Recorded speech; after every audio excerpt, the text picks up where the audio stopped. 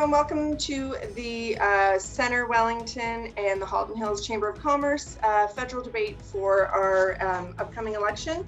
We want to welcome everybody that has put their name forward. We appreciate you so much. We know that it takes a lot to put your name on a ballot. And I know that this election has been unlike any other. And we're happy to be able to get to the issues at hand for local business. We decided to partner with the Centre Wellington Chamber of Commerce because a lot of the issues that affect Halton Hills are ones that affect our entire riding. I just want to go over a couple of housekeeping notes. So I'll introduce myself. My name is Melanie Fraser. I'm the Executive Director for the Halton Hills Chamber of Commerce.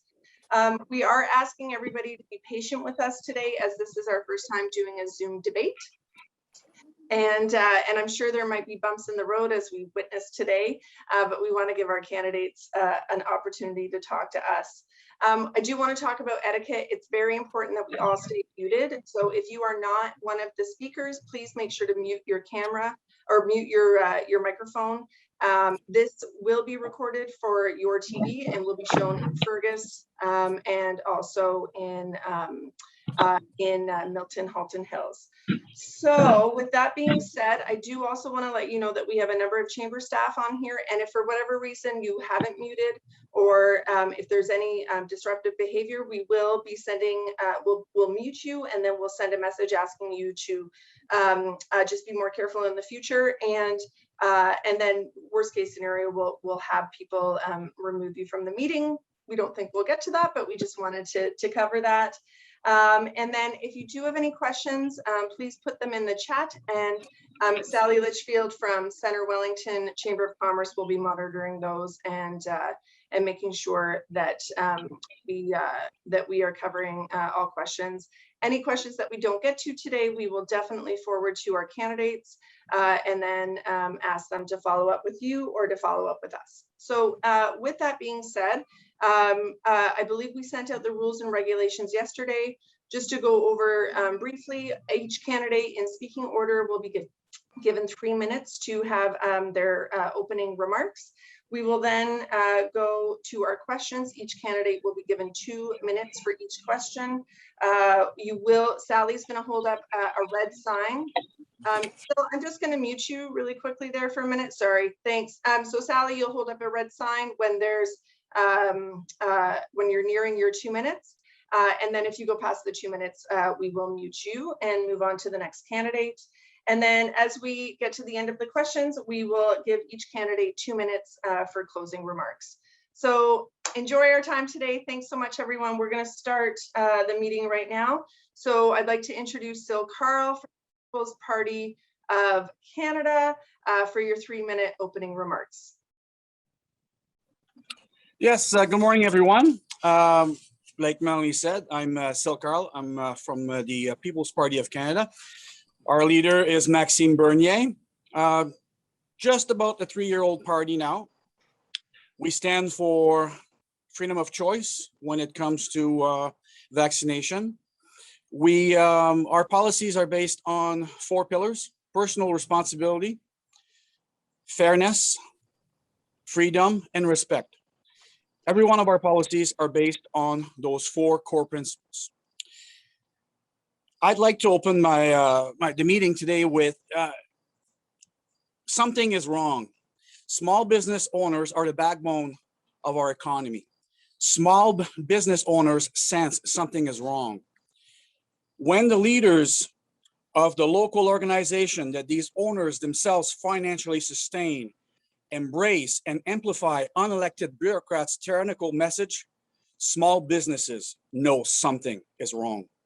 When organization leaders proclaim the organization's position on vaccine passports in contrast to and without any consultation of their membership, they know something is wrong. When a Facebook group of Ontario businesses against mandatory vaccination and passport grows 100,000 strong in a matter of days, you know your organization and interests are being hijacked for the sake of government propaganda.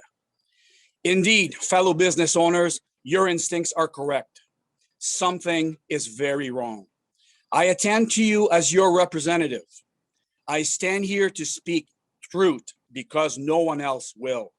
On September 20th, you have the power to send your voice and real concerns to one of the highest office in the country, to speak truth on your behalf in Canada's House of Commons.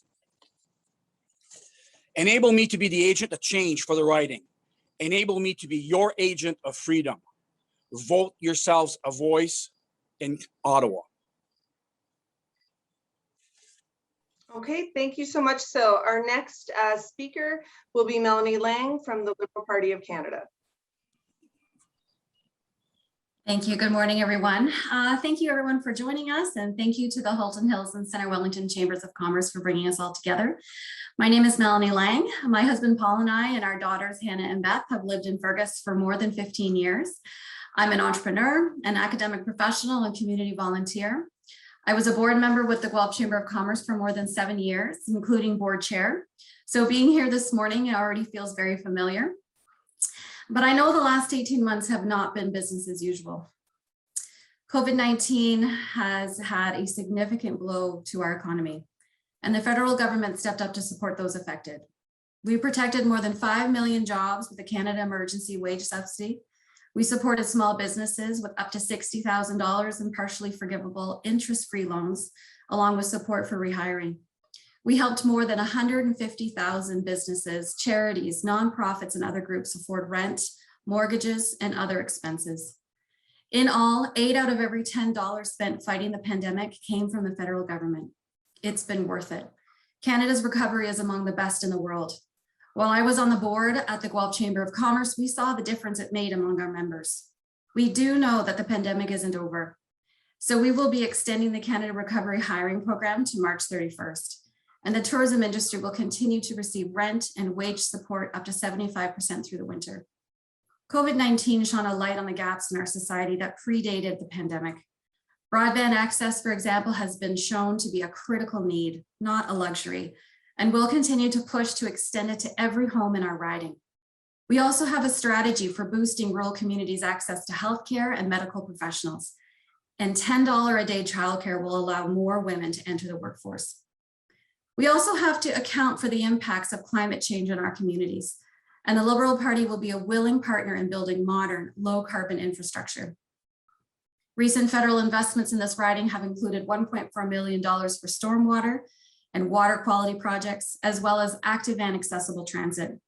We also provided $80,000 for LED lighting throughout Halton Hills. Working with local businesses, the federal government can create the right conditions for a stable, prosperous community. I'm looking forward to your questions and how a re-elected Liberal government can do that best. Thank you. Thank you, Melanie. And our next speaker will be Ran Zhu from the Green Party of Canada. And Ran, I'm sorry if I got your last name wrong. Please feel free to correct me. Hi, I'm Ran Zhu. I think that was a pretty good pronunciation. Green Party candidate. Thank you to both Chambers of Commerce and attendees this morning. I'm first going to address my age since everybody asks me at the doors. I'm 27 and I bring a lot of experience to the table. I did my co-op placement with Green Party in high school, and I've worked on virtually every provincial and federal election. After my double major in economics and theater, I worked at CIBC and later started working for Liberal Parliamentary Assistant to Infrastructure in the Ontario Legislature. And for the last 3 years, I was the constituency coordinator for Mike Schreiner, Guelph's MPP and leader of the Green Party of Ontario. I've seen Greens get elected. I've been part of doing politics differently, and I'm ready to be part of the Green Wave in Wellington, Halton Hills.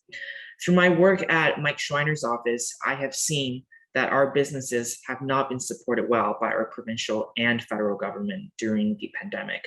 I've done enough casework for small businesses in Wellington County to know that the current government's business support programs are bureaucratic nightmares.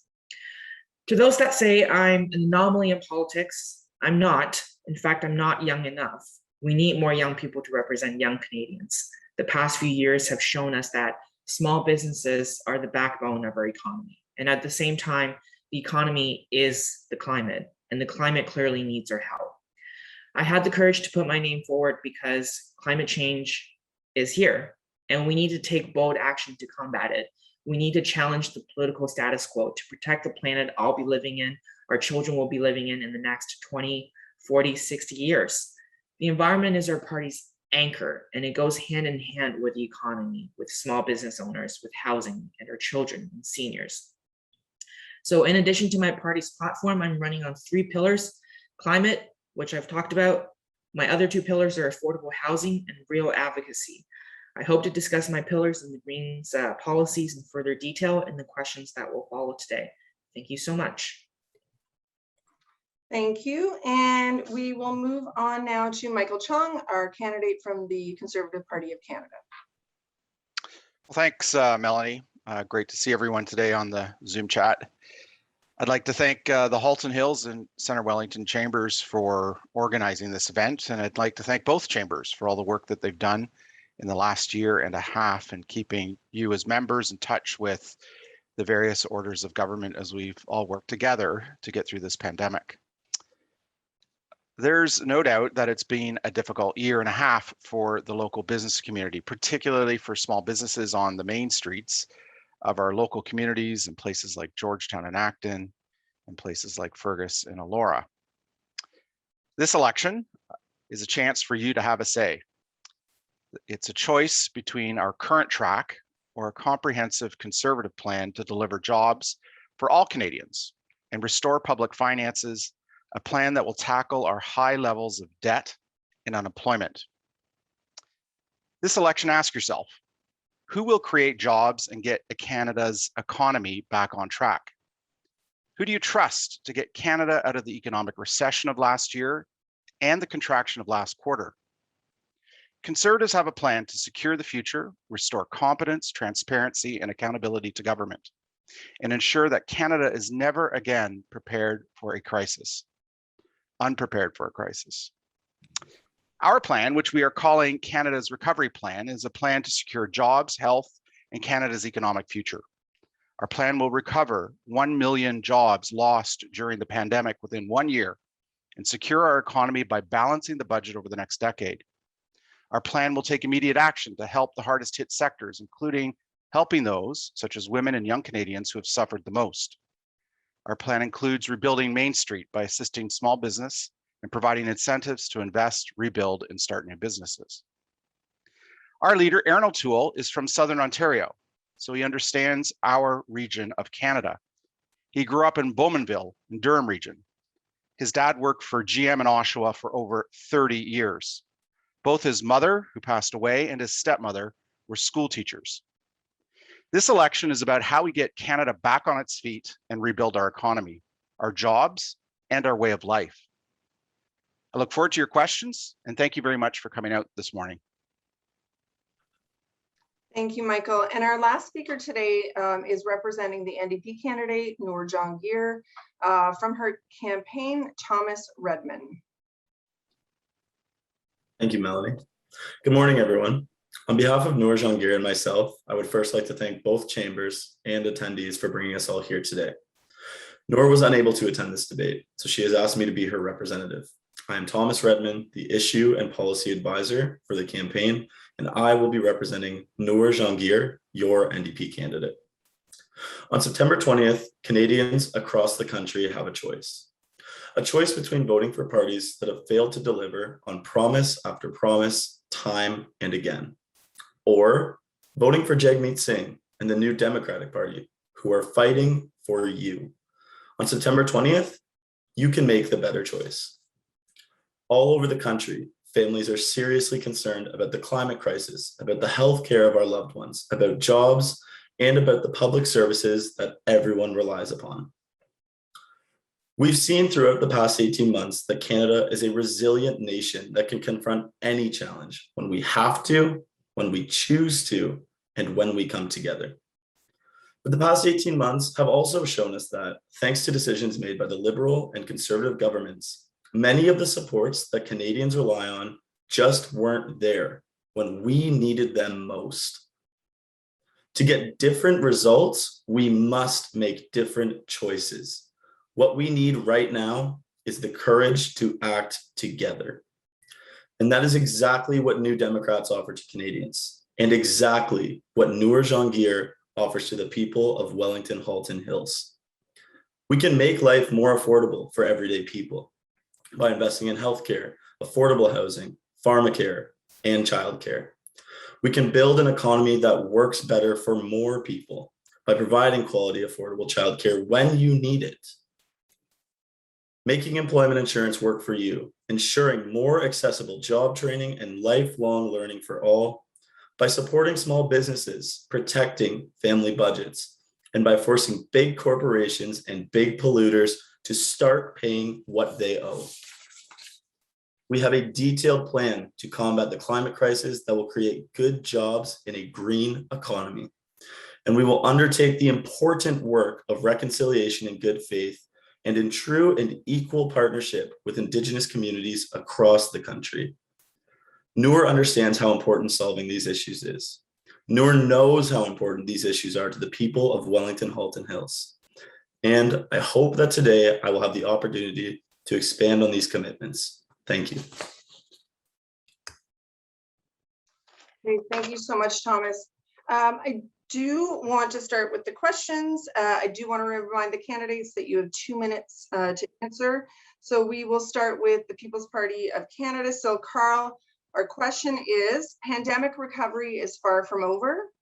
We know that small businesses are Canada's backbone and have been hardest hit. We also know that 40% of Canada's small businesses are located right here in Ontario. What is your plan and the PPC plan for supporting small business recovery? Thank you, Melanie, for the question. The People's Party has released a policy on COVID-19. It's available on my website, sylcarle.ca, and as well as on our national website. Basically, the outline of that policy states that we have to change course. What we have done so far has failed us. It's failed our economy. It's failed our people. We are of the opinion now that there is sufficient data and evidence out there that we have to learn to live with this virus. This virus isn't going away anytime soon. We will protect the vulnerable. We are completely in support of vaccination programs that will relieve our healthcare or public health issues dealing with COVID-19. What we stand for predominantly is choice. You have the choice whether or not you take this vaccine. Vaccine passports are inherently against the very nature of free will, of free choice, rights that are guaranteed under our Charter of Rights. The very nature of this vaccine thus far is showing that the evidence is showing that you can both get the virus and transmit the virus. It only lessens the impacts on your health.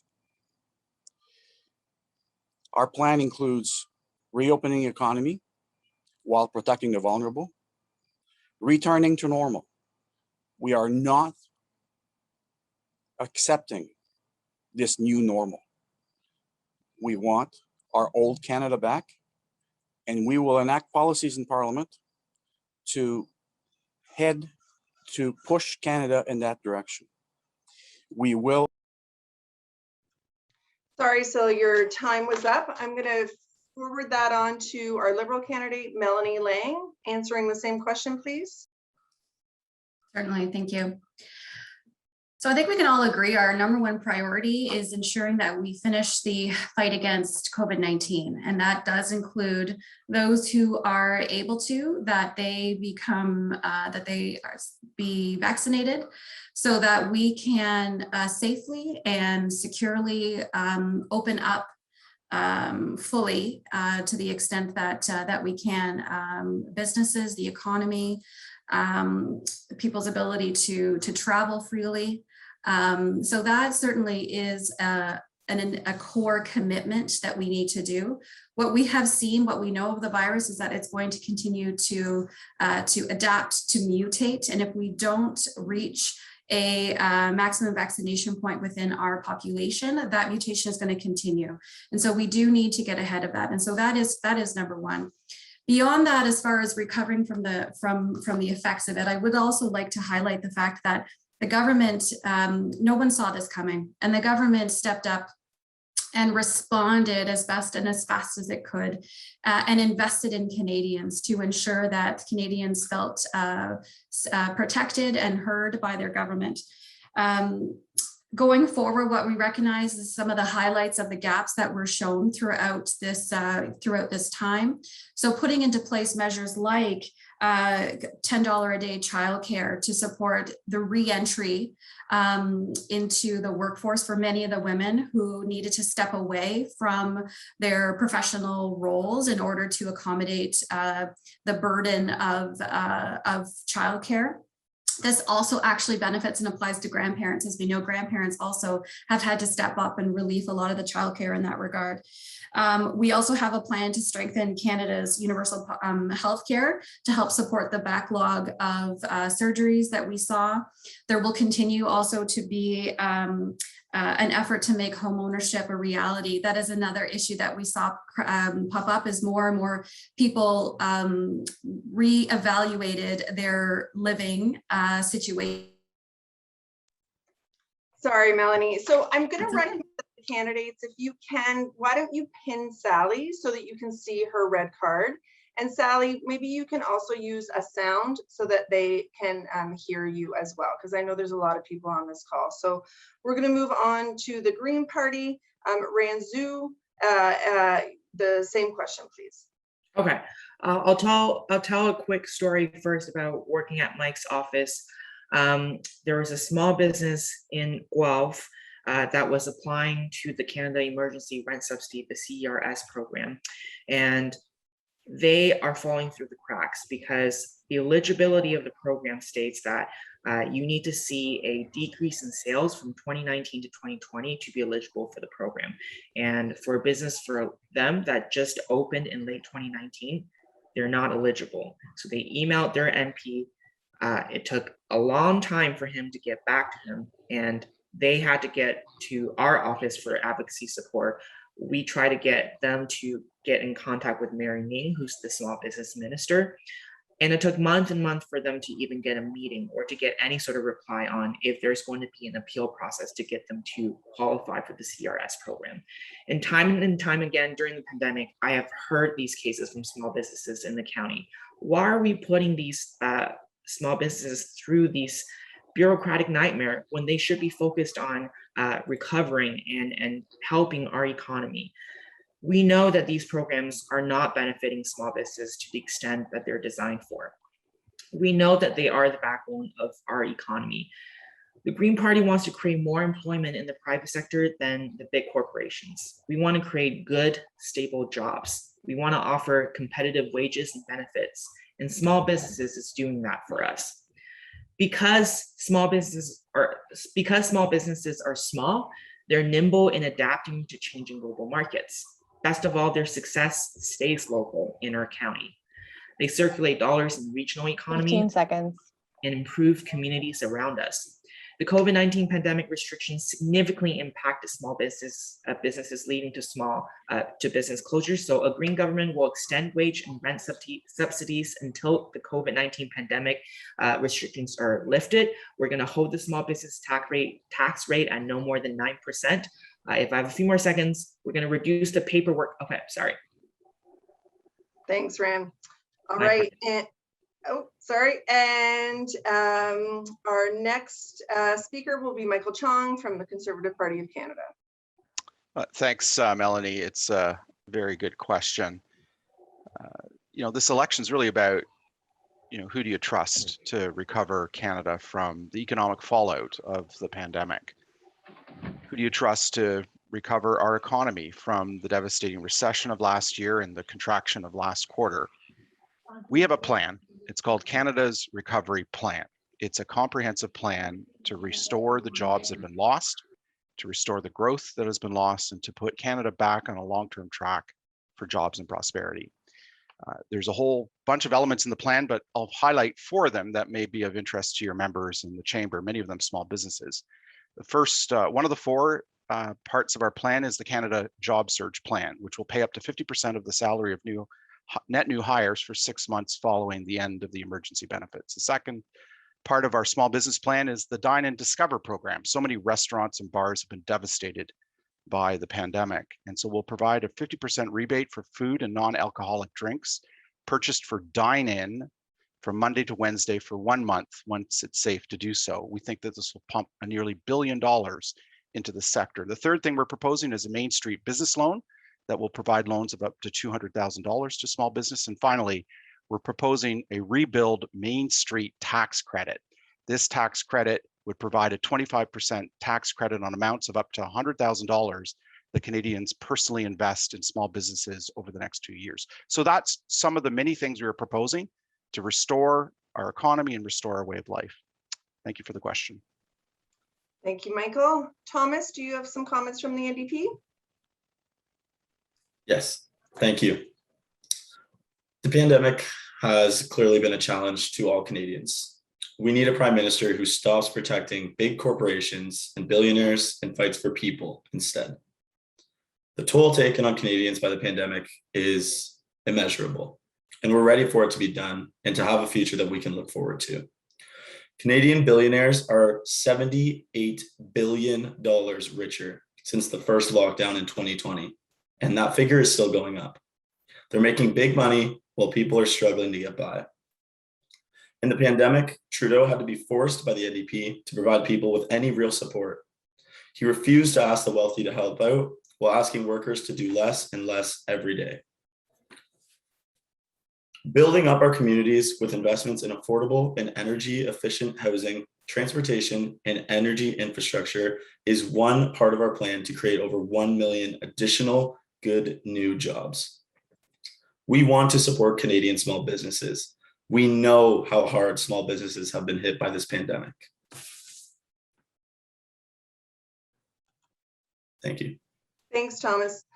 Okay, our second question that we received from members of both Centre Wellington Chamber of Commerce and the Halton Hills Chamber of Commerce is in regards to access to capital funding. So it's an issue that we hear often from our members, especially with the pandemic.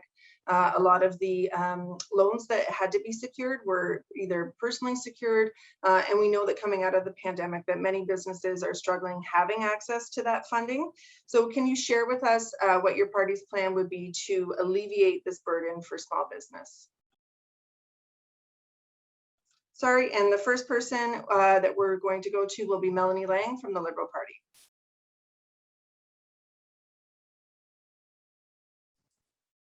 Sorry about that. So thank you for that. So certainly when we look at the track record that we have around investing in people, in businesses that we've seen, it is no surprise that we also look at the type of financing that that is required in order to see continued growth and investment. So we certainly will be including that and building on that as we go forward. One of the other investments I think that we can be most proud of is looking at some of the transitioning investments that we're making with regards to climate and how we're transitioning out of damaging practices and looking more at economic opportunity as it comes to more low carbon transition. We have had significant success looking at private sector resources that help to build climate resistant economy. With regards to infrastructure, certainly even within our own area, the investments that we've made into building bridges and helping to secure with looking at just in terms of building more modern, low carbon infrastructure, which really is going to help drive our economic recovery and the collaboration that we're going to see throughout that point as well. So ensuring that the people, the decision makers at multiple levels of government are part of those conversations I was mentioning this to someone recently, good policy is good policy, but unless you have the collaboration across the many different levels and it's operationalized locally, this area is not going to see it. So we do really need to ensure that those who have been a part of this community understand and acknowledge that the federal government helped through gas tax and other grants to, as I mentioned, to help build bridges, roads, and other new rural broadband, which is essential for business success. Thank you. All right, Ran, your answer? Thank you. So capital funding is in our platform. I'll throw out a fact first. I'm sure you've heard it many, many times, but I will say it again because it's important. Small and medium businesses, they create over 70% of private sector employment in Canada. So we know that we need to support our entrepreneurs. The health of our economy depends on the strength of our small businesses, and that is very evident here in our county and in Halton Hills. However, they're often hampered by red tape, as I've described in the story, and the limited funding options available to entrepreneurs. It really makes it difficult for them to develop ideas, develop products, and an enterprise. That's why Elizabeth May actually introduced a private member's bill to ensure all laws and regulations receive advanced review for their impact on small businesses. So in our platform for 2021, we are establishing a federally funded green venture capital fund of $1 billion to support viable small local green business startups. In addition to that, we are reducing bureaucracy and streamlining approvals for small and medium enterprises to adopt technologies. We're promoting entrepreneurship by training through training programs and business support, especially for women, young, racialized, and Indigenous entrepreneurs. And we're providing affordable and accessible internet services across Canada, including rural areas. We know that that's extra important in a pandemic. I look forward to answering more questions. Thank you so much. Michael? Well, thank you for the question. Access to capital is a very important issue. Let me answer it by saying two things. First, we're proposing a Main Street business loan to provide loans of up to $200,000 for small businesses. We believe that the $60,000 Canada Emergency Business Account loan is too small for thousands of small to medium-sized enterprises. And so we'll immediately offer a loan on similar terms, but offering up to 4 months of pre-pandemic revenue up to a maximum of $200,000. And will forgive up to 25% of the loan depending on a company's revenue loss. The second thing I'll say is that, we need a prime minister and a government that thinks about monetary policy, that thinks about fiscal policy. The Bank of Canada's monetary framework is under review between the Bank of Canada and the Minister of Finance, and we need a government that thinks through the implications of that mandate.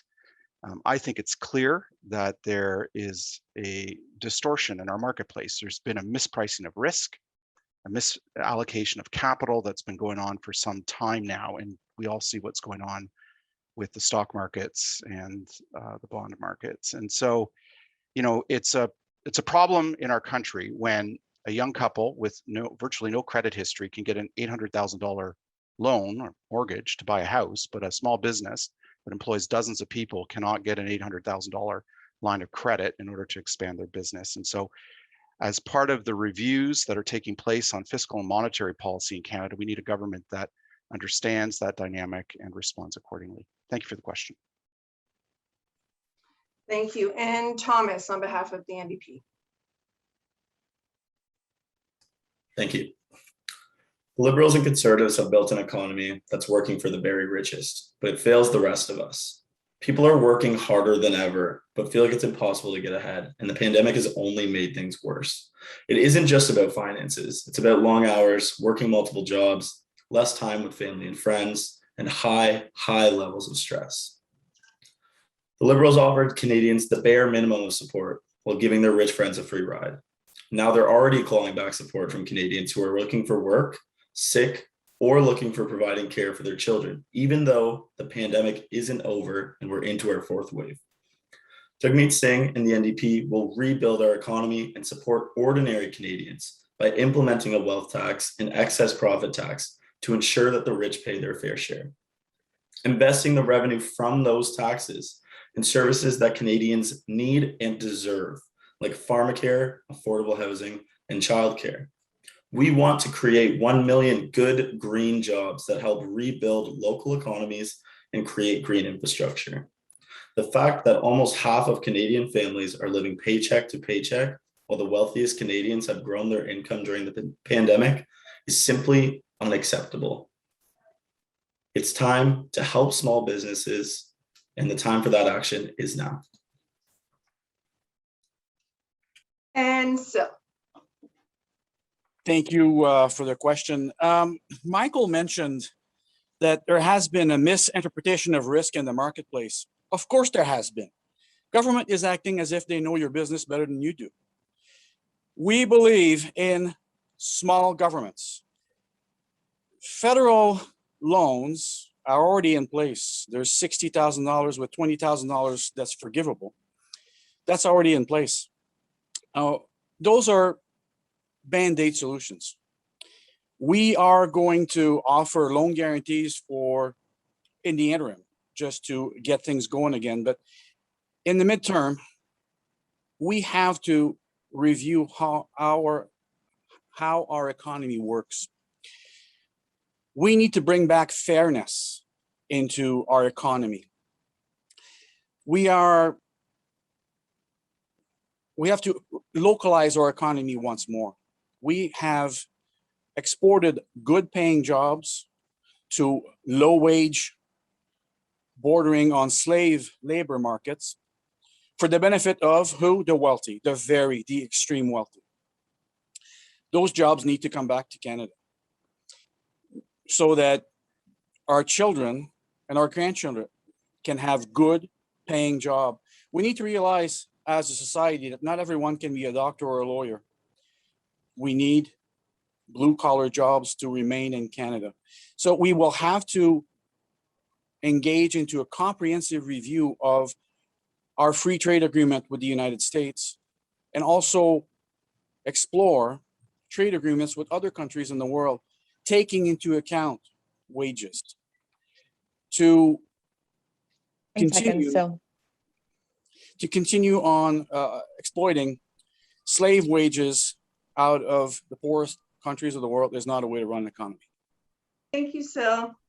I do want to, we've had a couple of questions in the chat that I do want to reference. So the NDP candidate was unable to attend, and we found this out late yesterday. And we wanted to clarify that we allowed Thomas to come. It was a decision that we made because we felt that it was important that the NDP voice be at the table. So I do know there have been some questions in the chat as to why that was allowed. So if you have any direct questions, please let Sally or I know, and we can talk to you about that. I do want to move on to our third question, which is across Canada, employers are struggling to find people to work with them or for them, whether it be entry level or skilled labor. How would your government work towards solving this in the first 6 months of forming a government? And Rand, we'll start with you. Thank you for that great question. The Greens are promising a just transition to retrain workers in the oil and gas industry, specifically for the green economy of the future. If Canada acts now, the country can be a leader in clean tech and renewable energy jobs. It's where the jobs of the future are, especially as we get out of the pandemic. Job numbers have bounced back as health restrictions have eased. That being said, the national unemployment rate, based on July's data, is still 7.5%, and the economy still had 246,000 fewer jobs than in February 2020.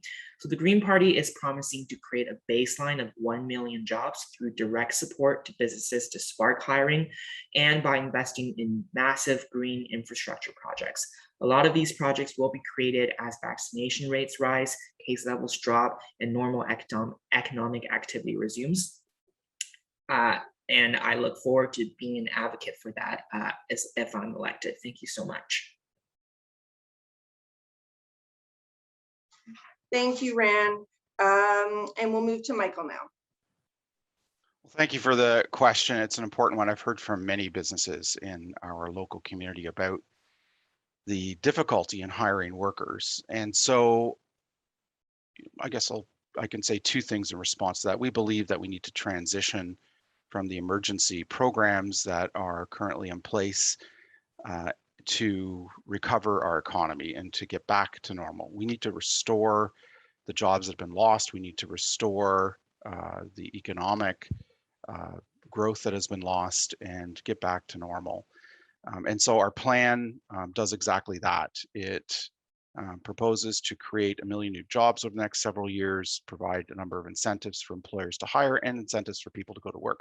I think one of the couple of things that we've proposed that are actually quite powerful is doubling the Canada Worker Benefit, which will encourage people to go back to work. Now, it's not insignificant what this will cost, but it will be the largest inducement for people to re-enter the workforce, to increase labor force participation, and to ensure that businesses have the labor force that they need to start growing again and restoring some of the prosperity that has been lost.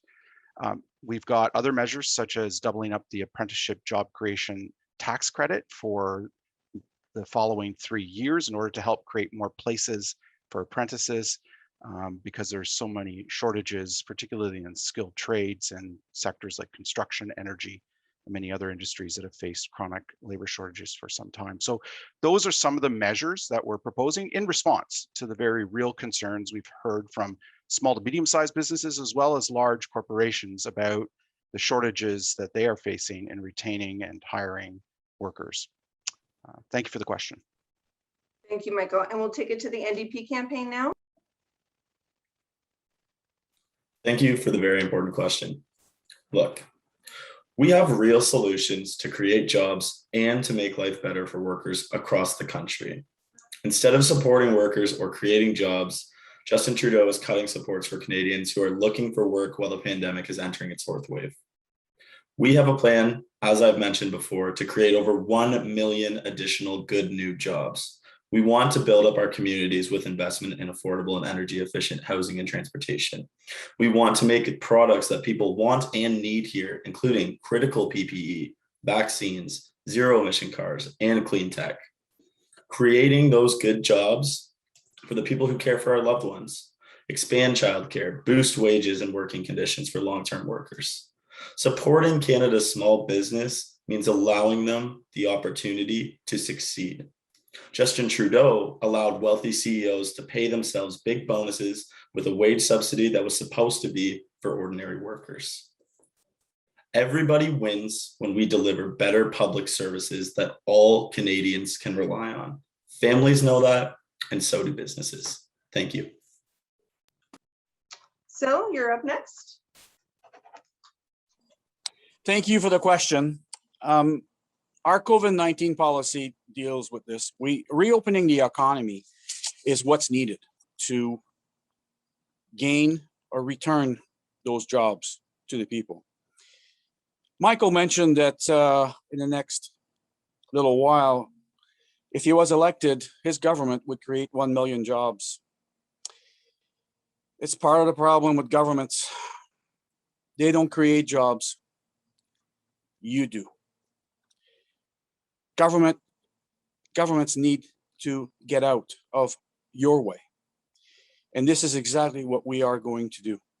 We are going to enable you, small businesses, to hire the people that you need to grow your business. We support loan guarantees for the interim, for you to be able to do just that. We need to phase out the programs that are enabling workers to stay home and work on side gigs to supplement their revenues without having to return to their jobs that they had in 2019. We're aware of all the struggles that small businesses are going through at the moment. I own a small business. It has been difficult. But everywhere I turn, everywhere I look, it seems to me that the government is at the root cause of most of the issues facing my business and staffing my business. We need to fix that once and for all. Okay, thank you, Syl. And Melanie, will throw it to you for the last answer. Certainly, thank you for this. In the spring, we made one of the largest investments in training for workers in Canada's history, and that included reskilling into industries and sectors that saw the greatest amount of need, as well as shortages. Part of our plan to address those gaps with regard to talent is looking at ways in which that we can increase the talent pool. And that includes making it easier for workers to connect to employers, attract global talent, provide training for workers and businesses that they need to succeed. One of our programs is going to build on our economic mobility pathways pilot program that we had, which helps to work with employees and communities across Canada to welcome 2,000 new skilled refugees to help fill the labor shortages that we're seeing in healthcare and agriculture. There's also the introduction of a new labor mobility tax credit to allow workers in the building and construction trades to deduct up to $4,000 in eligible travel and temporary relocation costs. We also want to make it easier for women and vulnerable groups to access training by requiring businesses supported through the sectoral workforce solutions program that will help them to, as I mentioned, reskill and re-enter. But a big support of this is going to be our $10 a day childcare. This is going to allow the re-entry of those individuals, of those parents, mostly women who were affected by needing to step away from the workforce, and allowing them to re-enter. The $10 a day childcare program is going to allow for that and to permit that. And it's a significant investment that we know is that we're making because that is what's best for Canadians and our workforce. Thank you, Melanie. Okay, we're going to move on. And actually that moves into our next question that has come from our members, which is, how do you plan to help women re-enter the workforce, given the record numbers that were forced to leave during the pandemic? Also, will you offer any incentives for female-owned businesses? So Michael, we'll start with you.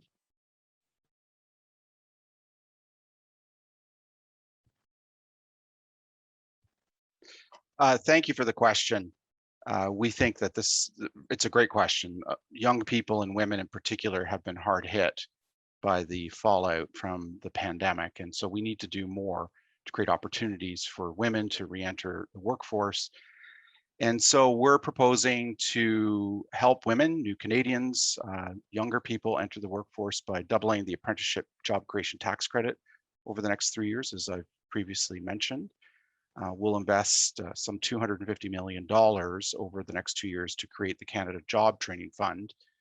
This fund will provide grants to organizations, employers, apprenticeship training, delivery companies, unions, post-secondary educations, institutions, and other organizations for projects that will help give laid off workers immediate access to training and to reach out to traditionally underrepresented groups.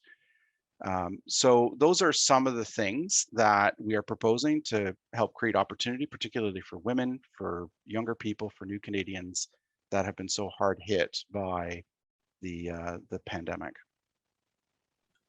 Thank you. Thomas? Thank you for the very important question. Look, there are 10 times more women out of the labor force today than at the beginning of the pandemic.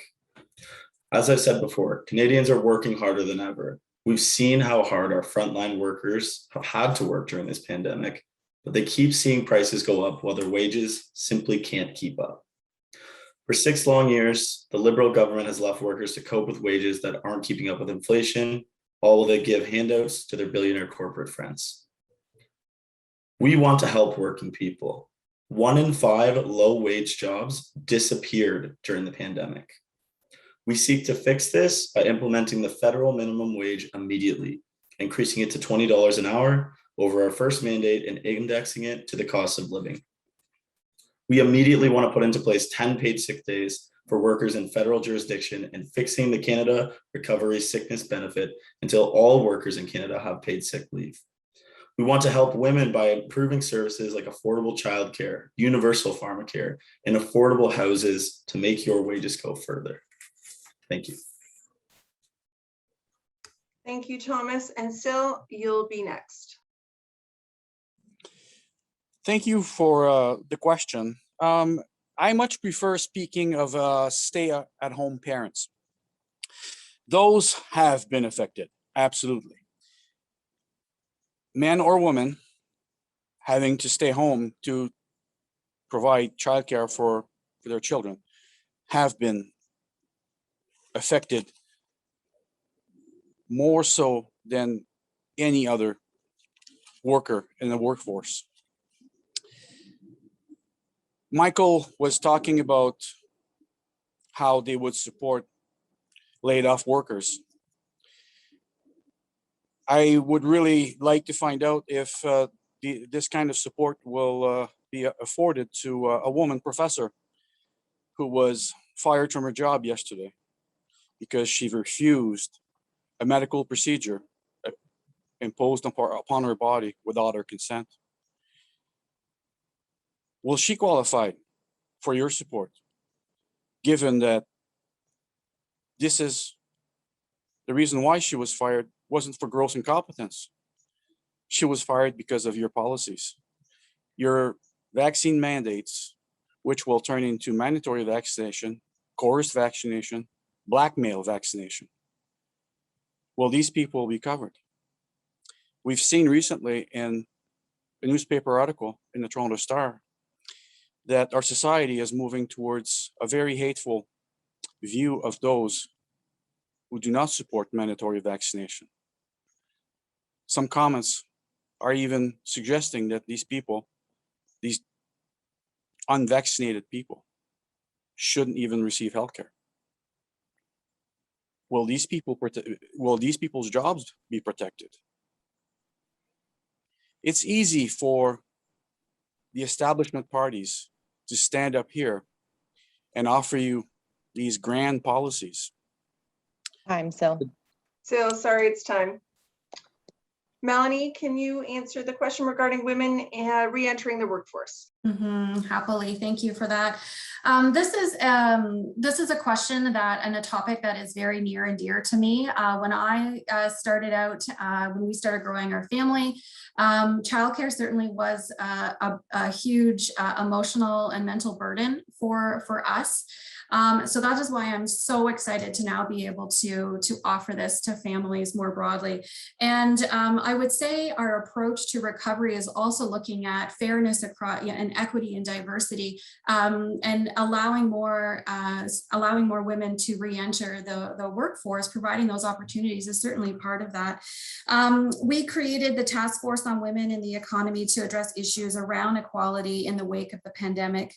We also created the first of its kind Black entrepreneurship program that helps to provide loans of up to $250,000 to Black business owners and entrepreneurs across the country. We also established the Accessible Canada Act to create a barrier-free Canada for people with disabilities. So again, being mindful of fairness and equality and diversity across the board. I would also like to add as well that building on the budget of 2021, there was an investment of $146.9 million to the Women Entrepreneurship Strategy to create a community stream in the ecosystem fund to support smaller community level organizations in providing mentorship to the local level to diverse women.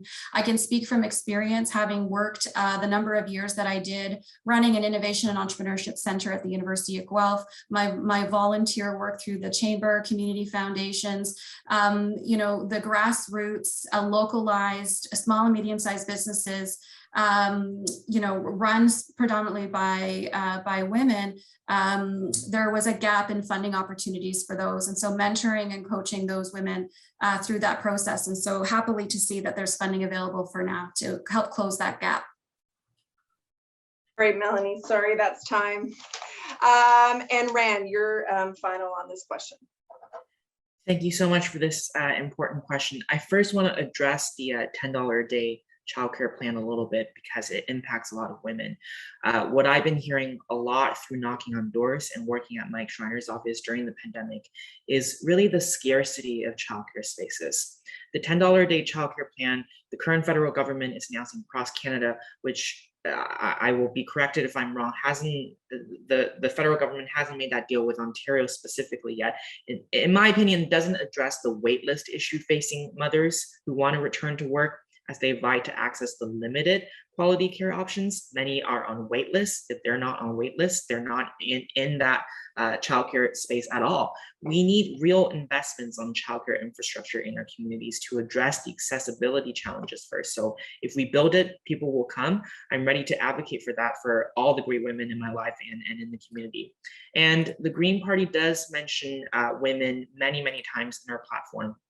I talked about how we are promising to promote entrepreneurship through training with a focus on women, young, racialized, and Indigenous entrepreneurs.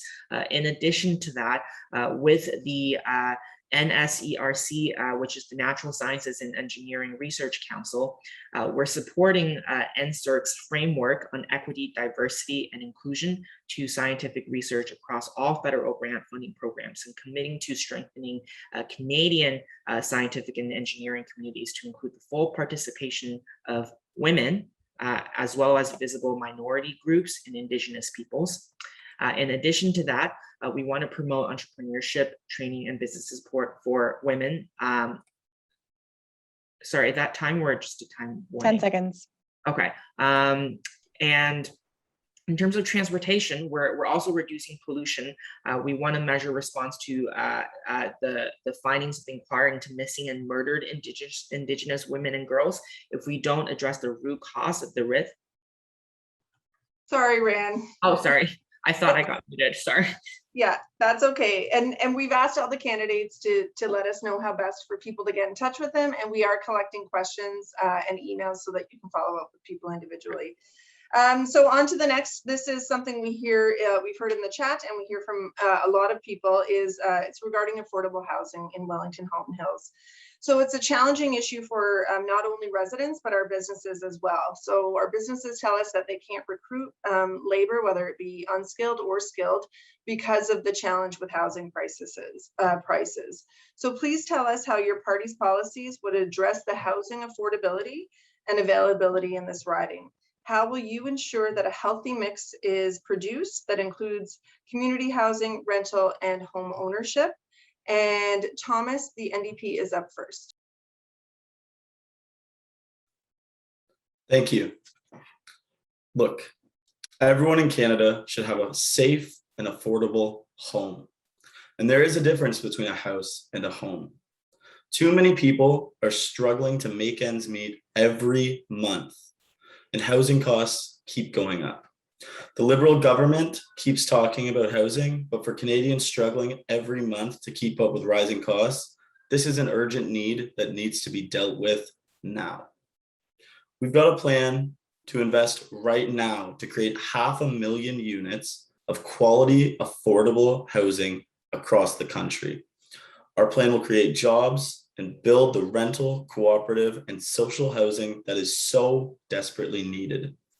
We'll make sure that houses are homes, not places for the international super rich to park their cash with a 20% levy on home purchases from investors living outside Canada.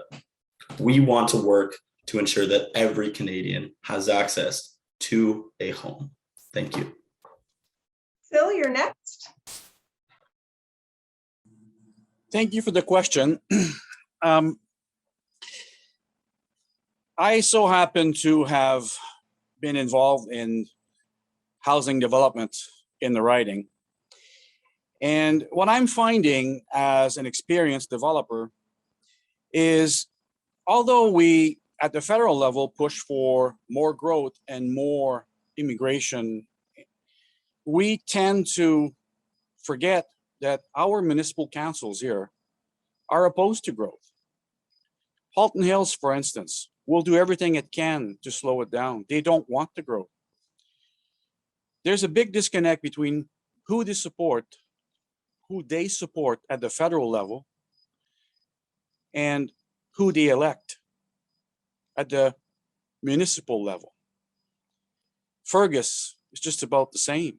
The people of Fergus, if you ask the people of Fergus, they don't want this growth to explode the way it is now.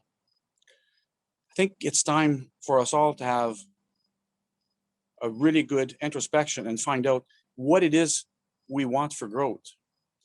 This housing crisis will continue for as long as the demand outstrips the supply.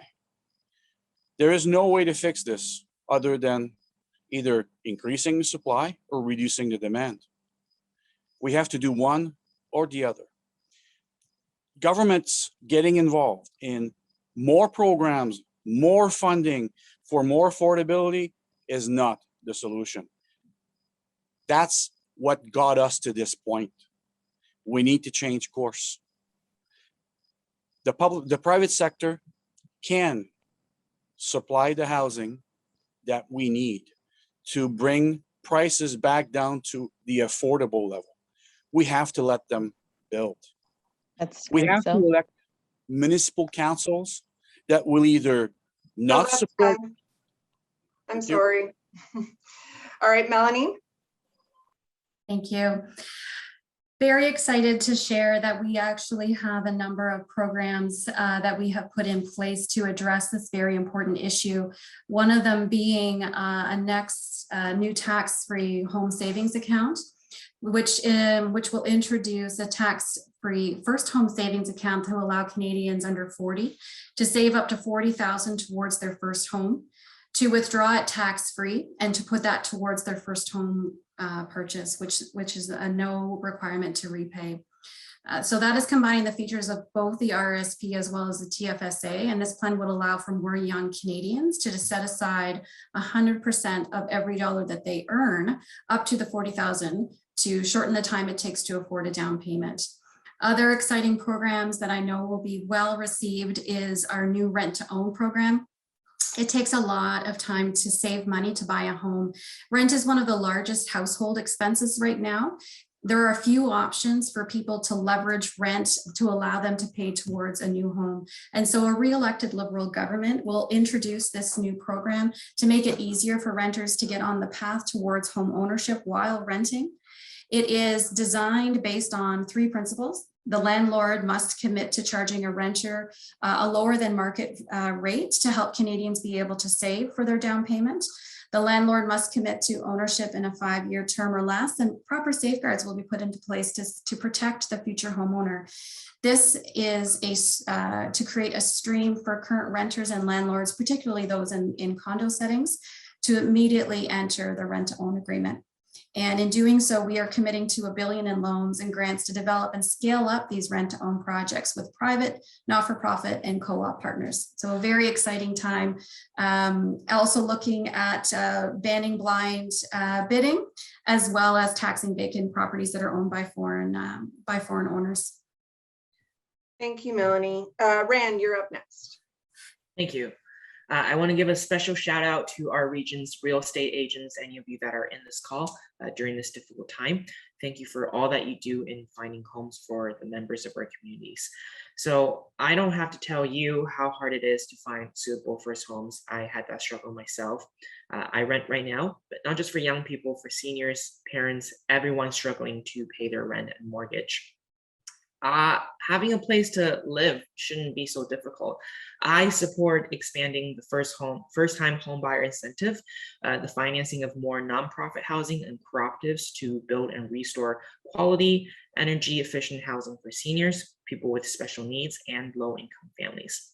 The Greens are calling for an empty home tax on foreign and corporate residential property owners who leave units vacant, and we want to strengthen regulation of foreign investment in residential real estate. The Greens have also called on the current federal government to redefine affordable housing with an updated formula. We're promising to allocate 1% of GST to housing and other municipal infrastructure to provide a consistent baseline of funding. We all deserve a home. Supporting the Green Party means one step closer to housing affordability and access for more people than we have been able to serve now. Thank you so much for this important question. Thank you, Rand. And Michael, you're last on this issue. Yeah, thanks, Melanie. It's a really important question, not just for renters and homeowners, but also for the macro state of our economy. We have a crisis, it's clear. International organizations like the IMF, research institutions have all said for some time now that Canada has a housing crisis. The long run house price in this country is 3.5 times family income. It's now in many jurisdictions 8, 9, 10 times family income. So clearly there's a crisis.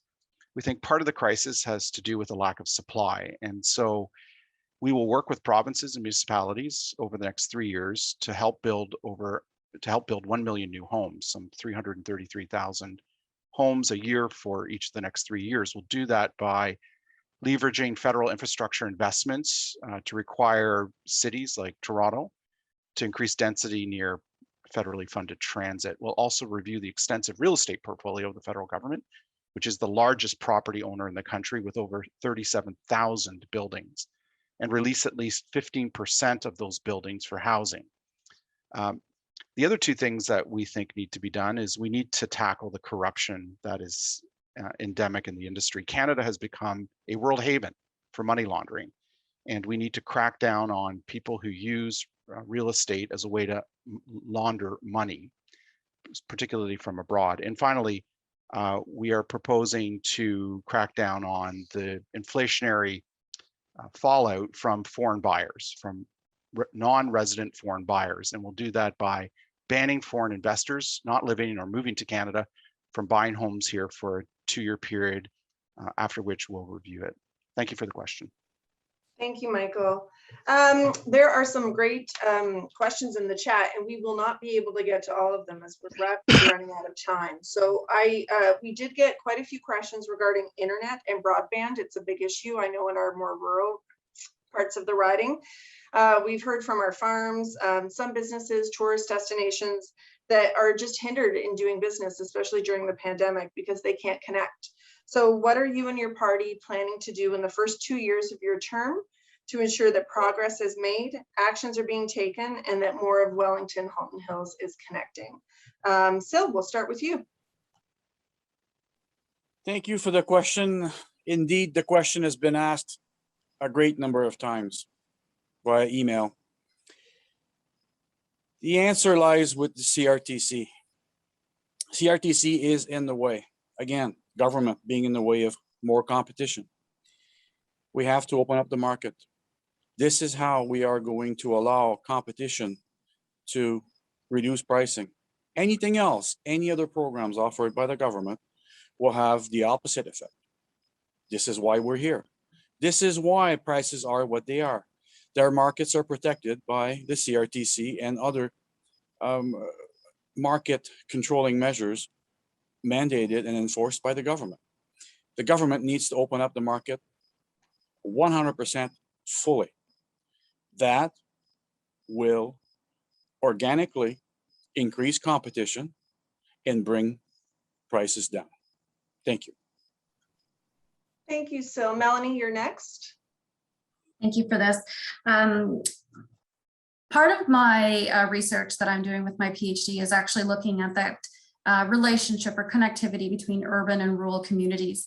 Broadband is a significant theme across that, not only that research, but then also looking at the lived experiences that those within the riding have had and across Canada as well with regard to broadband and the lack of connectivity. There is an investment that we're wanting to make to encourage national large carriers to accelerate their rollout of wireless and high-speed internet in rural and northern Canada by progressively meeting broadband access milestones between now and 2025. We have started to see the investment coming into this area, coming into this riding, and so we need to increase the access. But this is coming back to a point I was making earlier around how we can have programs and policies that are created, but the collaboration required across multiple levels of government is where we're going to start seeing these initiatives operationalized across our riding. So working with municipalities to help support, and I encourage them to have a budget line item within their jurisdictions to support the inclusion and the creation of ways in which to allow broadband to come into place. The other interesting thing around broadband is the access to learning, working from home, the care that we have seen. Many of our sectors and industries have pivoted to making use of that technology. I saw firsthand when we were working with businesses in the community that we're needing to include e-commerce options so that they can continue to meet the needs of their customers. So I feel very encouraged that these investments that we're making is going to help close that gap even further. Thank you. Rand? Thank you. COVID has reminded us and heightened the gaps in our internet access in rural and urban communities. We need the internet during the pandemic. I want to thank Syl for mentioning CRTC. As many of you may know, the CRTC, they reversed a 2019 decision to regulate wholesale internet rates. And many people have been emailing me about that during the campaign. Our community of Wellington, Halton Hills is very eclectic. We have urban and rural residents, and the Green Party will develop a comprehensive, coordinated broadband internet access strategy using satellites and other wireless technologies to enable broadband internet access for every Canadian, urban or rural. We're acknowledging the reality that the internet has become a primary form of communication in Canada and a vital part of our economy, and that universal access to it is a public good, especially during the pandemic. And unfortunately, the reality is that many areas in our riding are still poorly served, either having broadband internet access that barely qualifies as even broadband or having no high-speed connection at all, mostly because there is a very poor business case for private sector providers to bring service to our area. Our resolution is based on the belief that universal internet access would be to the benefit of all Canadians in the same way that rural electrification and universal telephones served to expand our economy a generation ago. So we're proposing that a baseline quality of service be established for the entire country, and that those users outside of areas already served be provided with broadband service at an affordable price. Other countries have accomplished this goal through the use of satellite communications, and Canada should consider a satellite designed expressly for this purpose, like Japan has done, or use existing satellite capacity. Sorry, thank you so much. Thanks, Rand. Michael, you're next. Thanks, Melody. It's a great question. And let me first say that I feel your pain. I live out in the country, and we are on our own well, our own septic bed, septic system. We don't have natural gas, and it was very difficult to get high-speed internet. In fact, several years ago, I had to climb to the top of the roof to put in a Yagi antenna in order to pick up a signal to get a Rogers Rocket hub. And even then, it's quite expensive. So I know how difficult this issue is. I've heard from literally dozens, almost 100 constituents in the last 2 years about this issue. The pandemic has made it abundantly clear that high-speed internet is essential, no longer optional for Canadians to learn, work, and compete in the global economy. We have a plan to get rural broadband built over the next 4 years. We'll do it through a number of initiatives. One is to speed up the spectrum auction process to get more spectrum into use and force the big telcos to use it or lose it. If they don't, if they just sit on the spectrum without using it, we'll reallocate it and re-auction it off to participants who do want to build it out. Syl mentioned this earlier as well. We think a vital component of this is affordability. Some people may be able to get high-speed internet out in rural areas, but it often is at pricing points that are quite unaffordable. So we'll work to increase competition in our telecommunications sector, something that has not happened over the last several years. And finally, in a related matter, we will be clear on telecommunication policy. We will ban Huawei, the Chinese telecommunications giant, from the participation in our 5G network because we view it as a national security threat, and we will protect Canada's national security by banning them when we form government. And the Ndp campaign. Thank you, Melanie. New Democrats know that no matter where you live in Canada, you should be able to stay connected. It's simply a product of the times we live in. Connectivity is key to the survival and the prosperity of rural communities such as our own. That's why, until the industry becomes more competitive, we'll put in place a price cap to make sure that Canadians aren't paying more than the global average for their cell phone and internet bills. Expanding cell coverage and delivering reliable, affordable broadband internet to every community in Canada is vital to the economic future of rural Canada and remote communities. But it has been ignored by successive governments for far, far too long. That's why we believe that we need to act urgently to close the digital divide now, not 10 years from now, as the Liberal government has proposed. We are committed to declaring high-speed internet an essential service and making sure that every Canadian has access to affordable, reliable, high-speed broadband within 4 years. This will include starting the process of creating a Crown corporation to ensure the delivery of quality, affordable telecom services to every community. Thank you. Thank you, Thomas. We have received this question from some of our larger exporters in the riding, and so we're going to flip to international relations now. Michael, you touched on this a little bit, but people are asking specifically in relation to the the Canada-China relationship, also our trade relationship with the US, which has seen some strained difficulties recently. So what will your party do if elected to ensure that the industries that are exporting from this riding can still continue to do business and will not see an interruption in that, but while still protecting Canadian interests abroad, specifically with the two Michaels? And Melanie, you are next. Sorry, Michael. Threw me off as well. So thank you for this question. It is certainly an important one. There is an interest and an appetite to look at establishing a new federal hub to help Canadian businesses and entrepreneurs take full advantage of the opportunities created by trade agreements. We are launching a new comprehensive Asian Pacific strategy to help deepen diplomatic, economic, and defense partnerships in the region, to include negotiating new bilateral trade agreements, expanding FIPAs, and building stronger economic linkages.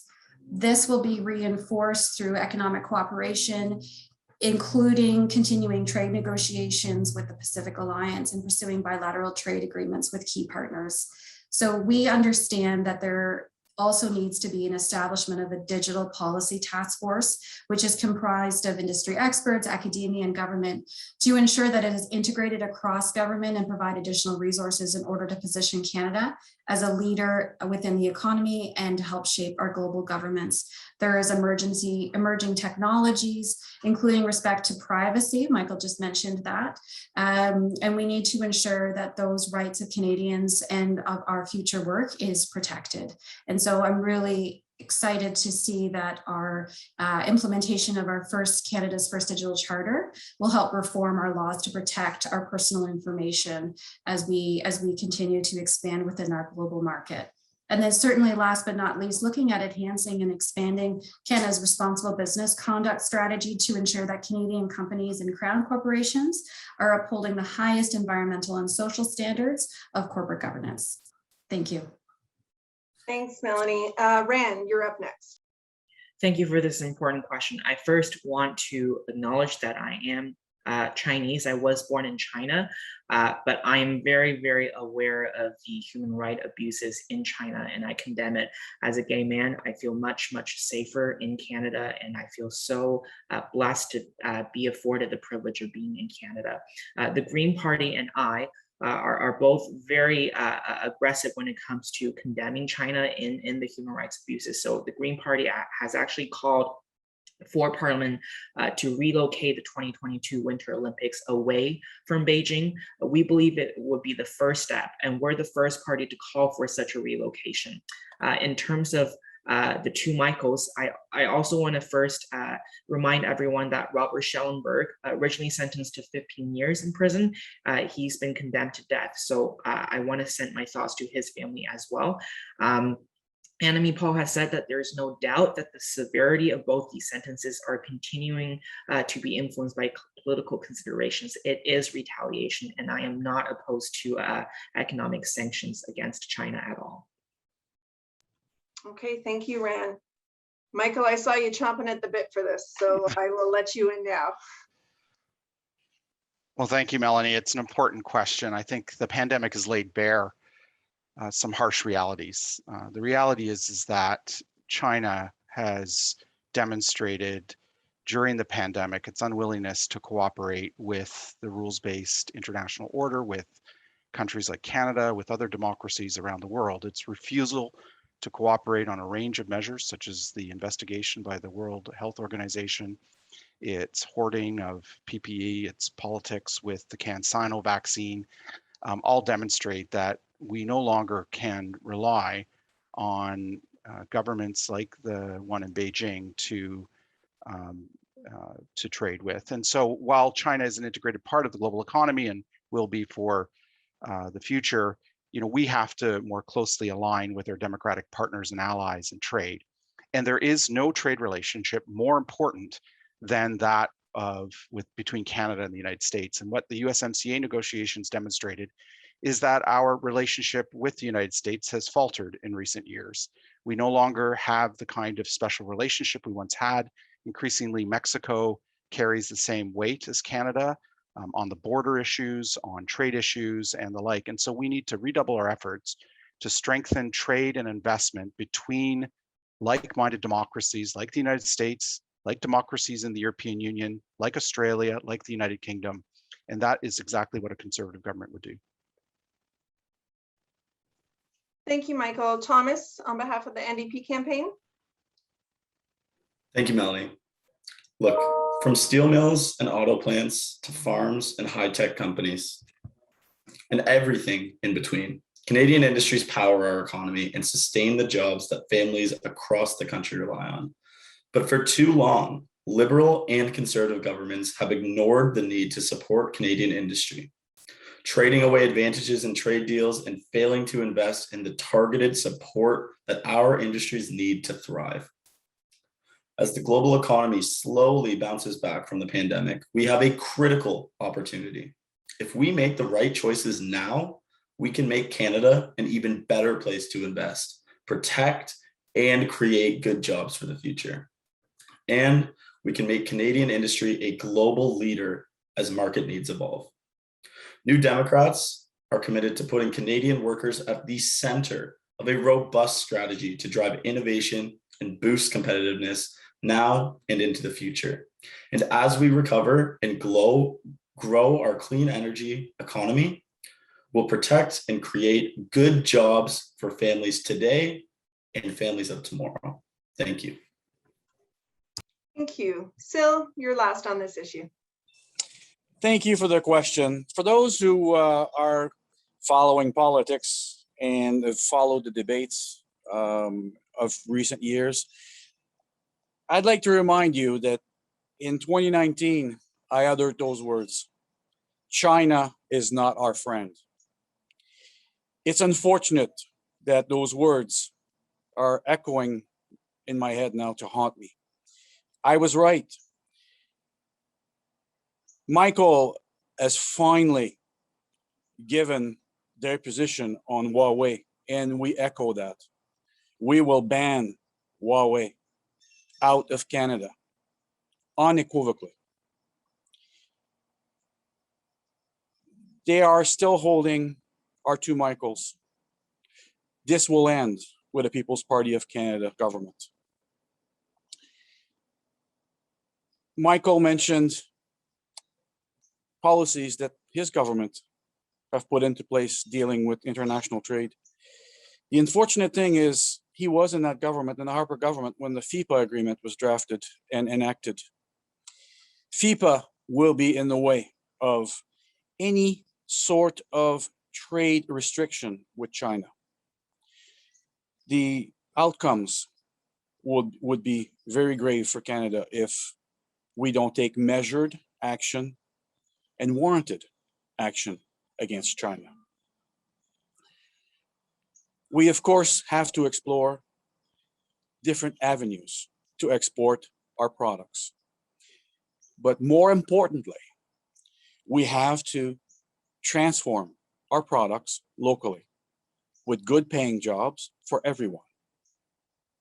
Export are a very important aspect of our economy, and we ought to reduce our dependence on exporting our raw resources or oil to other markets and consume at home what we produce, creating good paying jobs for everyone. Thanks. Thank you, Syl. So I just want to ask the candidates. So we had allowed for some time afterwards for individual Zoom rooms for you to connect, but we've got some great questions coming. So with everyone's permission, why don't we use the rest of our time to get a few more questions in so that we can address the questions from the members in the group. Is everyone okay with that? Thumbs up. Awesome. Thank you. We just want to be respectful of your time. So our next question that has come in is, what is your plan to address the need for building modern, low carbon infrastructure to drive our economic recovery? And Ran, you're first with this. Oh, sorry. Am I on? Okay, good. Thank you for that important question. Obviously, the Green Party cares a lot about green infrastructure. So the Green government will create a national and cycling walking infrastructure fund to help support zero emissions active transportation. We're going to support existing youth shelters and other sustainable infrastructure through federal grants. We are going to ensure that there's active support for seniors care, including infrastructure for green seniors care and staffing for senior care. We're going to support equitable access through our infrastructure investments. And we're going to invest in and upgrade critical infrastructure to ensure safe water access and to be able to lift boil water advisories in every community, because supporting Indigenous-led processes to implement safe drinking water is key right now. We wouldn't be asking this question if it was any other community. So we're going to also reinforce Canada's Arctic sovereignty through expanded patrols and funding for their community infrastructure development. So there's a lot of specific parts of our program that's going to support a sustainable infrastructure going forward. Thank you, Ram. Michael, you're next on this. Well, thank you for the question. It's a great question. Let me first say what I'm going to do nationally.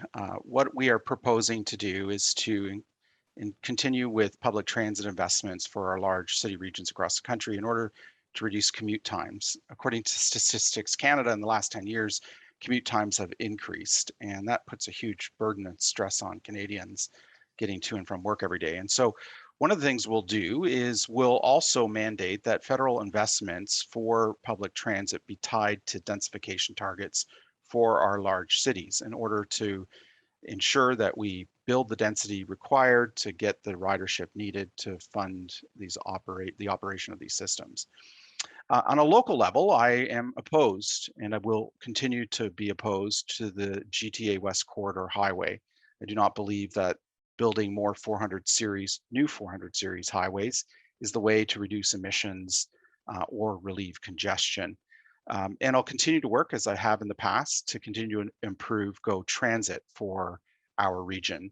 You know, when I first started off as a member of Parliament, GO Transit terminated in Georgetown. I was successful in securing federal funding to get it expanded to Acton, to Guelph, and ultimately to Kitchener.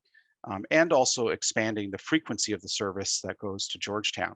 In the future, my commitment is to continue to add to that frequency, and finally also to introduce, to provide funding to help increase the bidirectionality of the service so that people can go from Toronto in the morning out to Kitchener, and then in the evening from Kitchener back to Toronto. That, I think, is another vital thing that we need to work toward over the next decade. Thank you for the question. Thank you, Michael. Ndp Campaign, Thomas. Thank you, Melanie. Look, we need to fight the climate crisis like we want to win. And Erin O'Toole's plan does even less than the Liberals' already inadequate plan. Canada is the only G7 country to have emissions go up during since the Paris Agreement. The climate crisis is putting everything we value at risk, and Canadians are demanding real, true action. The Conservatives keep acting like the climate crisis isn't real, and their plan does even less for the climate than the already inadequate Liberal commitments, while failing to put more money in Canadian pockets. Conservatives aren't sure whether or not the climate crisis is real, whereas the Liberals simply choose to act like it isn't real. Rather than do the right thing, liberals and conservatives keep choosing to give polluters a break, and people and our climate are paying the price. Only Jagmeet Singh and the NDP have got a plan to fight the climate crisis and win. We want to cut emissions by more than half and meet the 1.5 degree target that scientists say is necessary to prevent catastrophe. We want to create hundreds of thousands of good paying jobs by investing in clean energy, energy efficient affordable homes, electric transit, and zero emission vehicles. We seek to retrofit all homes across the country to make them environmentally friendly and sustainable.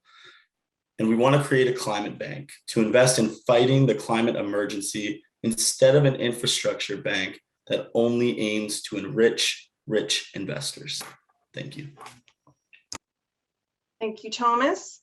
Syl, you're up next. Thank you for the question. I'll ask a question back. How green does your home need to be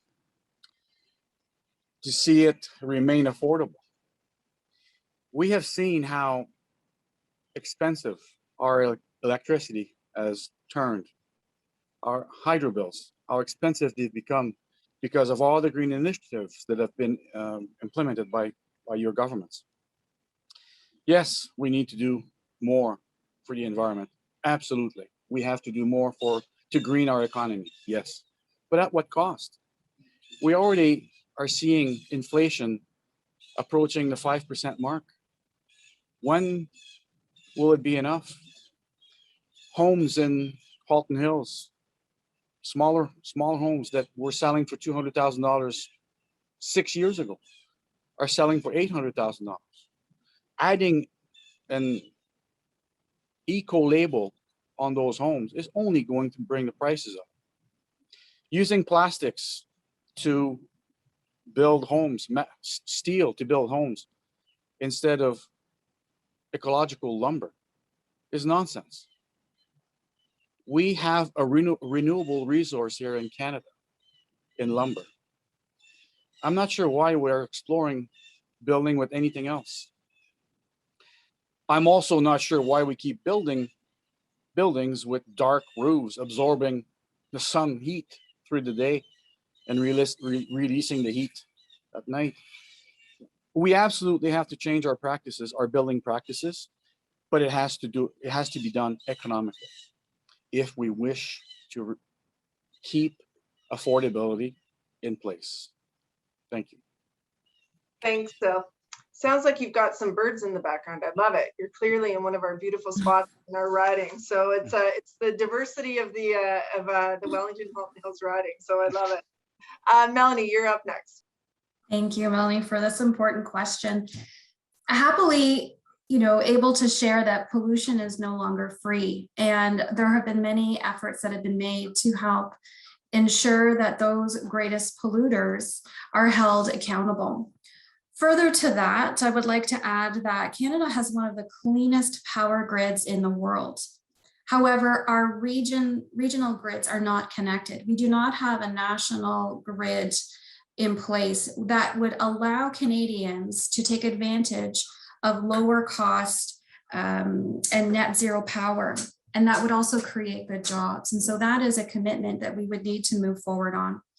In addition to that, I think it's important that we realize that the market today, the way it's moving, is that if we're going to have job growth, that means we need to have green growth as well.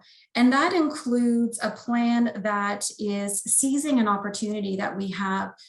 While we are doing the right thing, we're also creating jobs for those that need to be reskilled into greener sectors.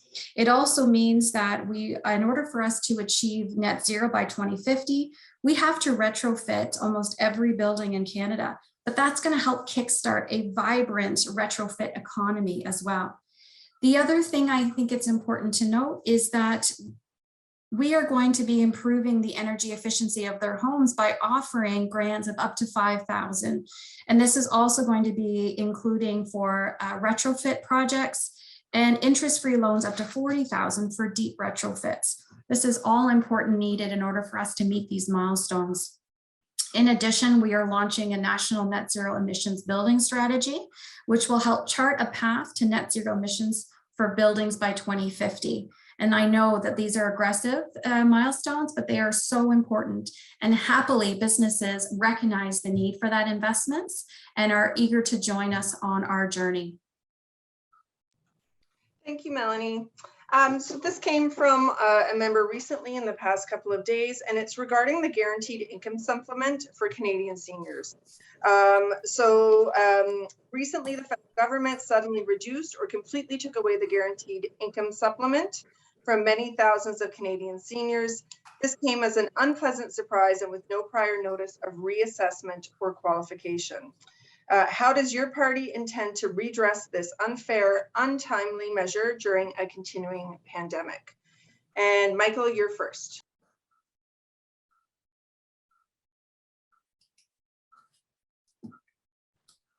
Thank you for the question. I don't understand the question because my understanding is that the guaranteed income supplement, remains as it always has, which is that it's indexed to the cost of living and that it has increased over the last several years in line with that. What I can say is that we'll honor the commitments the current government has made on old age security, on the guaranteed income supplement, and other benefit support programs for seniors. Perhaps your member or the questioner can contact me afterwards, give me more information, but to my knowledge, I'm not aware of any cuts to the GIS that have taken place. Thank you for the question. Okay, well, we'll continue on, and if everyone is of the same understanding, I can put this person in touch with the 5 of you to get a question directly answered. Thomas, do you want to address this, or do you have any comments on this? Yeah, thanks, Melanie. I would definitely encourage the constituent member to get in touch with Noor for further information and conversation on this issue, because it's clearly an important one. We at the NDP understand seniors deserve to retire in dignity and security. Seniors invested their working lives in making Canada a better, prosperous place. But now, families are seeing their loved ones live with financial insecurity, poverty, and isolation. We can create a Canada where no seniors fall through the gaps by bringing in a national senior strategy to make seniors' healthcare a priority, reduce isolation, and tackle senior poverty. We want to take the profit out of long-term care, implement universal public pharmacare and dental care, and build accessible, affordable housing to increase choices for seniors. Seniors are an important part of the Canadian community, and we need to treat them with the respect and dignity that they deserve. Thank you. Okay, thank you. Syl, do you want to address this? Yes, thank you for the question. I will address the spirit of the question. In my view, it's quite embarrassing for a country as wealthy as Canada to treat its senior citizens the way we are. We will fund newcomers to Canada to a much greater extent. People that have never contributed to this country. But we won't take care of our elders. This needs to change. A People's Party of Canada government will do just that. We will take care of our people. We will take care of Canadians first. We will implement policies that are both fair and ensure that our elders are taken care in their elder years. We will open up the elder housing market to the private sector and keep it private. We believe that the private sector has a greater ability to manage that business than any government agency. I think the regulations are both strong and appropriate to the marketplace. We need to strengthen our resolve to build more units by requesting of local governments that they lower the threshold in their zoning bylaws. Ultimately, all the rules that are imposed on such developments affect affordability, and for us, it's a non-starter. Thank you. Thank you, Syl. Melanie, you're next if you'd like to address this issue. I would, thank you. I'm encouraged by Michael's statement that he is going to support the adjustments that were made to from the old age security from 67 to 65, because historically Michael did vote against that bill to support that amendment. So I'm eager to see that he has had a change of heart in that regard. Furthering in terms of the support that we are offering to our seniors, which is part of our, members of our vulnerable population. We saw firsthand during the pandemic, those who were living in long-term care facilities, the impact of a reduced access to services and care that they were able to receive. And so our commitment going forward is to create a national standard for seniors care, which will look at availability of personal support workers. It'll look like within facilities, it'll look at ventilation investments and upgrades that are required. So there are a number of ways in which that we are looking to support seniors. That also includes seniors who are living at home. So there are efforts that are being made to allow for investments in retrofit products and projects to ensure that the home is accessible, barrier-free. That includes things like installing handrails, widening a door frame, which would make such a huge difference and allow more Canadians to remain in their home for longer durations of time. And that means doubling the home accessibility tax credit. So that's up to $20,000, which will be reinvested into those projects and into Canadians and allow more money to go back into their pockets. And in doing so, we need to establish an expert panel that will allow recommendations so that we can establish an aging at home benefit program. Thank you. Thanks, Melanie. And Ran, you are last on this issue if you'd like to address it. Yes, I will address the theme of the question. Obviously, you've reached out because I believe you are financially struggling and a little frustrated with the current seniors programs. So the Green Party is proposing to create a national senior strategy, including a dementia strategy. In our 2019 platform, we promised to create a dedicated seniors care transfer that provinces and territories can use to improve conditions for seniors that is separate from the federal health transfers, and I am still committed to that. And here is also a good spot to talk about guaranteed livable income, which the Green Party has been pushing for hard. The pandemic has really exposed how seniors still lack in terms of a basic safety net to protect them in times of financial difficulty. We're one of the richest countries, and 10% of people still live in poverty, and many of them are seniors. They do not have access to a standard of living adequate for seniors' health and seniors' well-being. Poverty is expensive. It's very expensive to be a less wealthy person. The Canadian government spends over $20 billion in employment insurance and transfers to low-income families per year.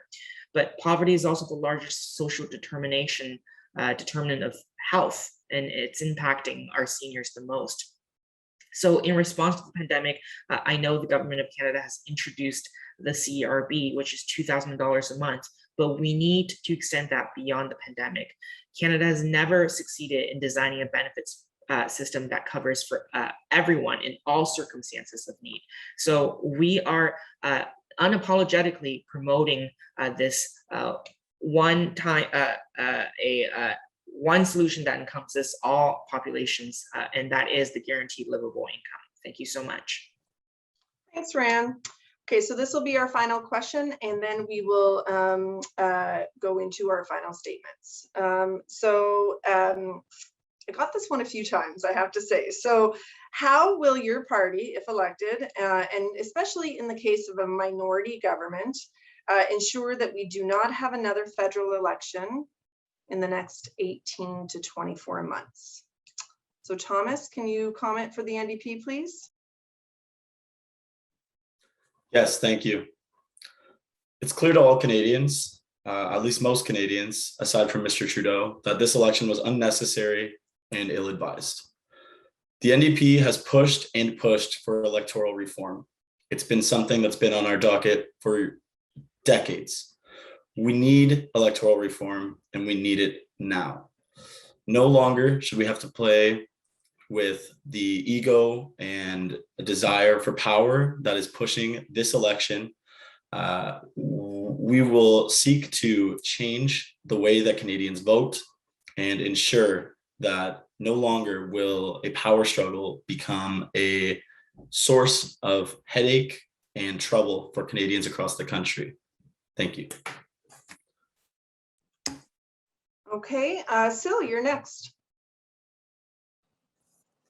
Surprisingly, I will echo Thomas's wise words. This election was completely uncalled for, especially at this time. But I think the hypocrisy of the Trudeau government in calling this election at this time shows how dangerous they consider this pandemic to be. We ought to consider why, on the one side, they want to mandate vaccine passports. They want to coerce anyone into taking a vaccine, yet saw no problem with calling an election at this time in the cycle of the pandemic. It was both irresponsible and uncalled for. Now, how we are going to ensure that we're not back here in the next 24 months, it's simple. Choose wisely at the ballot box. Choose to vote for your principles once, at least once. Let's stop going into this vicious circle of when I'm mad at blue, I vote red, and when I'm mad at red, I vote blue. Vote for something you want this time. Vote for change. Vote for a party that will stand up for your rights and your freedoms, and that's the People's Party. We will ensure that we're not back here in the next 24 months by constantly consulting with you, the people, those who vote for their representative in Ottawa.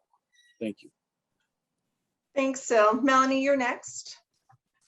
Thanks so much for this question, and wanted to say that I've had a lot of conversations with folks at the door about this, and have been pleased to hear their thoughts on some of the comments that we were assuring them as well throughout this process.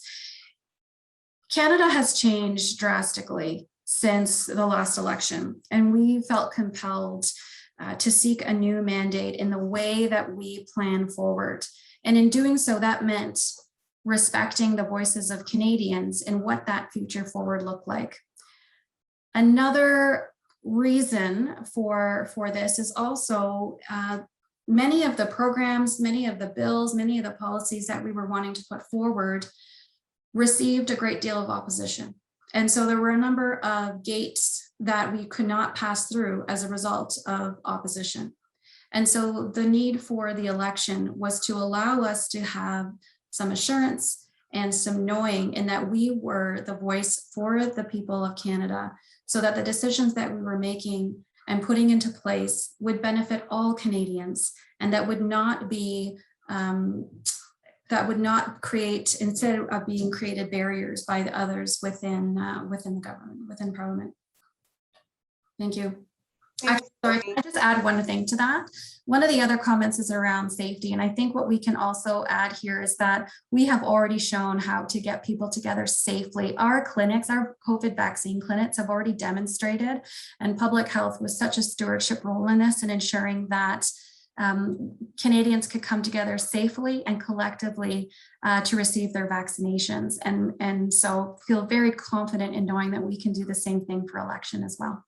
Thank you. Thanks, Melanie. Rand, you're next. Greens will not call an election during the pandemic. It's not a good idea to call an election right now. We all know that, and I've been hearing that at the doors. As much as the Prime Minister is saying that calling this election is about having a choice and giving Canadians a choice, it was certainly the current government's choice to not continue to work with other parties to pass policies that will help Canadians. It was certainly this government's choice to send all the MPs into campaign mode as opposed to advocacy.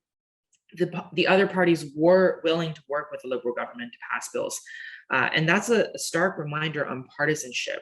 I want to remind everyone at the end of the day, all major parties, we have the same goal. We want to help people, and we forget that because of all the partisanship that happens in our House of Commons. We need to be working together. COVID has shown us that.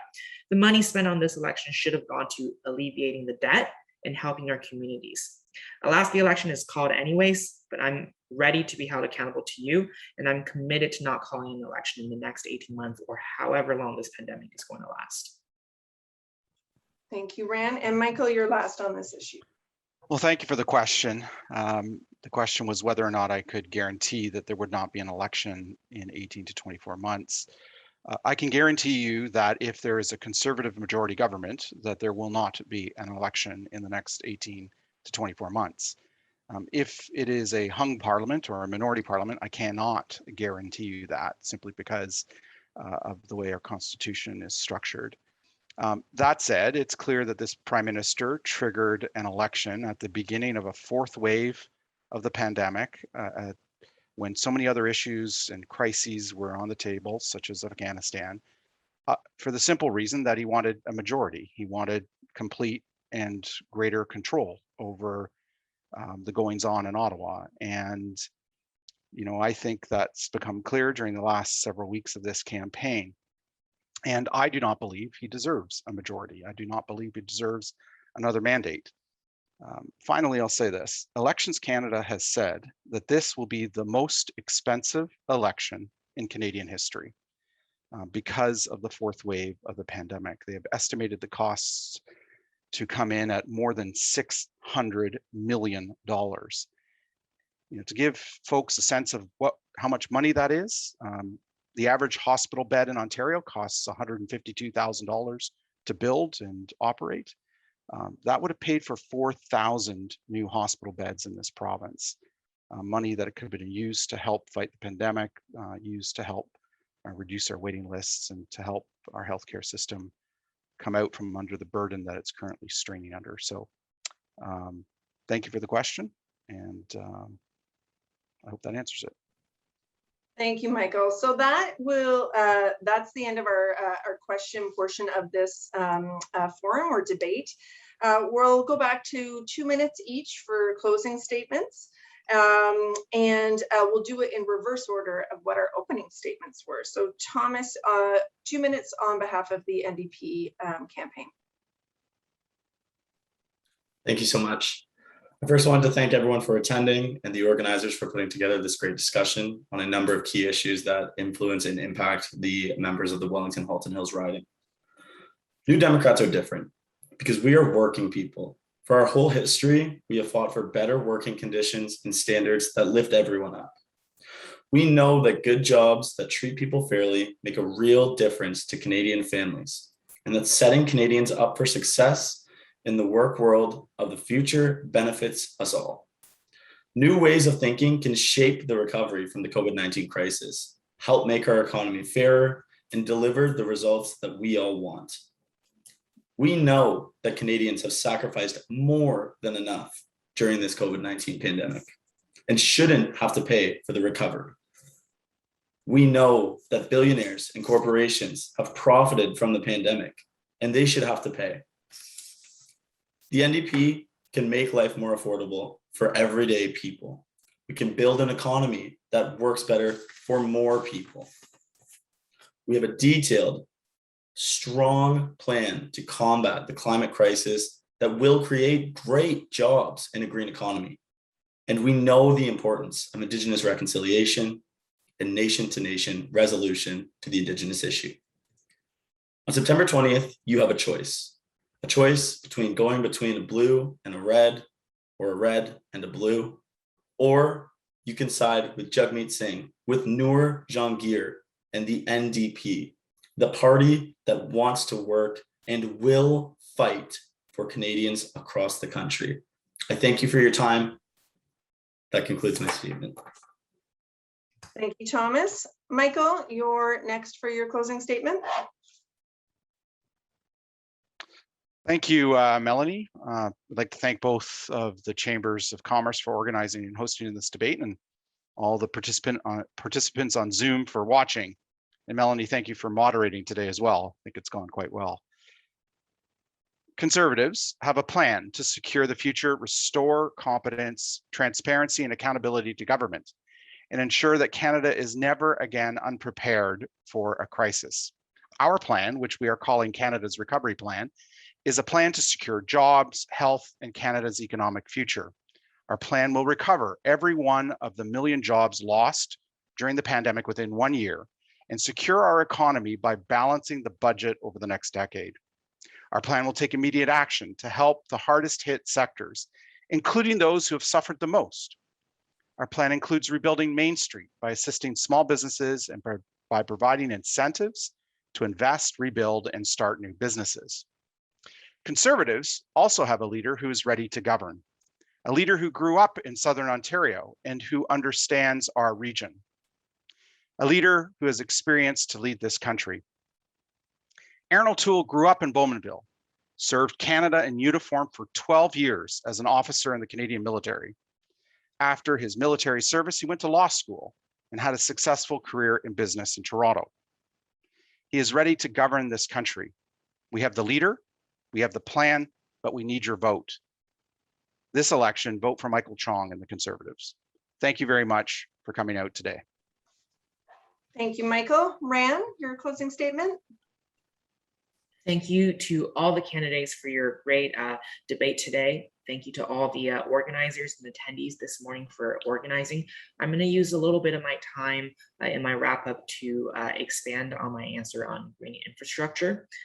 We are also going to ban the development of new nuclear power in Canada. We're going to invest in green transportation. We're going to support green buildings by creating and implement a national green retrofit of existing residential, commercial, institutional, and industrial buildings.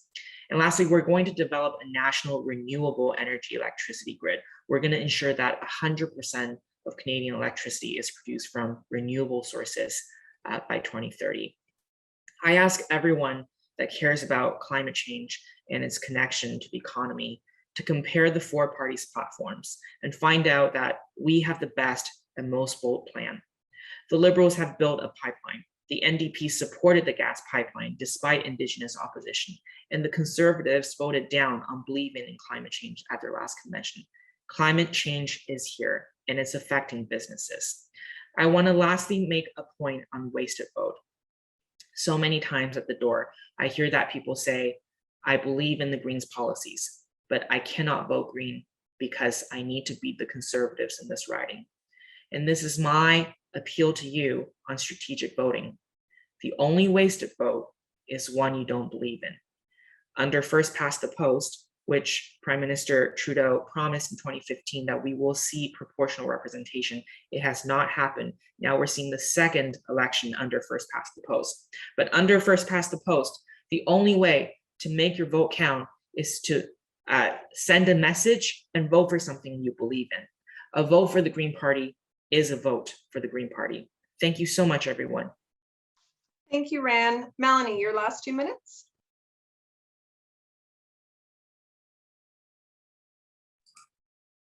Sorry about that. I realized I was muted. Well, thank you everyone for coming this morning, and thank you as well to the Halton Hills and Center Wellington Chambers of Commerce for bringing us all together. Aside from federal investment in infrastructure, one thing the federal government can do is make our communities easier to live in. We'll start with housing, which in Southern Ontario, and what we've seen in this riding, has become excessively expensive. It's not sustainable, and it makes it harder for people to afford to live and work in the community that they grew up in. A re-elected Liberal government will not only fund 100,000 new homes by 2024, but will also make it easier for municipalities to build housing faster. Part of that will include continuing support for public transit and crucially new rural transit. People also need to access timely health care. We will provide $3.2 billion to the provinces to hire 7,500 new family doctors, nurses, and nurse practitioners. We also plan to boost student loan debt relief for healthcare workers to $60,000 over 5 years. We'll also offer a one-time tax deduction for $15,000 over the first 3 years of practice to cover startup costs. We have an expert-endorsed climate plan for Canada, and that will allow us to seize the opportunity for our growing green economy. But the centerpiece of the Liberal platform, which will be a massive boost to our economy, is our plan to establish $10 a day childcare. We saw how COVID-19 affected families with young children, especially women, and we can't let that continue past the pandemic. We've already signed childcare agreements with 8 provinces and territories to build and fund childcare spaces. It will certainly save parents a lot more than a tax credit that will only benefit those who can already afford the staggering upfront costs. We've all heard some good ideas during the course of this debate, and I think everyone here wants to keep Wellington, Halton Hills a good place to do business, but it also has to be a good place, an affordable place to live. So out of all the parties, the Liberal plan will do the most to make that happen. Thank you. Ooh, you got it right in, Melanie. That was good. You're all good at the 2 minutes now. So Syl, we'll hear from you last, and then I'll have some closing statements.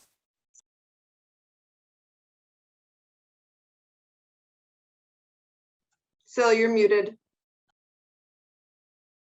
There we go. I will close today with what I have heard at the door, at your doorstep. There's one question on the ballot, and just one, and it's freedom of choice. This is what I heard time and time again. You have heard me speak of vaccine and freedom of choice. Now I will talk to you about vote splitting. This riding is one of 85 ridings in Canada where it's not possible to divide the vote sufficiently to elect Melanie Lang and Justin Trudeau to carry on their mission to destroy Canada. In this riding, you have the luxury to vote for what you want without fear of further enabling the cancer that's eating away at the fabric of our communities. You don't have to fear their divisive governing style, but you have the power to support the people, uniting with one voice against their agendas. I had the opportunity to meet with the Green candidate on the road. We were both installing signs. Great kid. Our politics has a great future with people like him. We have spoken of many issues here. Ultimately, we as a people can resolve those issues to the benefit of Canada, and I am willing and capable to work with everyone to bring solutions to Ottawa. And to that endeavor, I'm asking you to support me on September 20th. I'm the first name on the ballot, the top name. And you can find out more about our policies and what we stand for at sylcarle.ca or peoplespartyofcanada.ca. Any questions, feel free to phone me. My phone number is available on the website. Thank you. Syl, thank you so much. Okay, we are going to be wrapping up. We want to thank all of our candidates that joined us today. I know it is a hard slog for all of you, especially in the middle of a pandemic. I have to say, I miss having you all live with me because it's easier for me to keep track of who's next when you're right next to me on the podium. So I hope that I didn't get out of order at any point.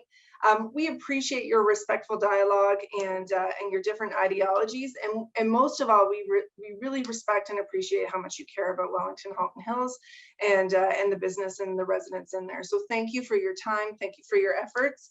I do want to say that there were quite a few questions we didn't get to. So we didn't get to anything really regarding debt or deficit. I know vaccine passports were touched on. Pharmacare was asked about. So everyone, I do encourage you, if you've got specific questions, please reach out to your candidates to find out what their platforms are on that. do want to encourage everybody to get out and vote on September 20th. It is most important. And I do want to acknowledge that in the rush to get started, that I neglected to do a land acknowledgement. So I do want to acknowledge that wherever any of us are coming from today, that the ground beneath our feet is historically the home of many Indigenous peoples, and we thank them. And I'm so sorry that I didn't do that as the meeting started. So we've been asked, there will be a recording available on each of our websites for both chambers, and it will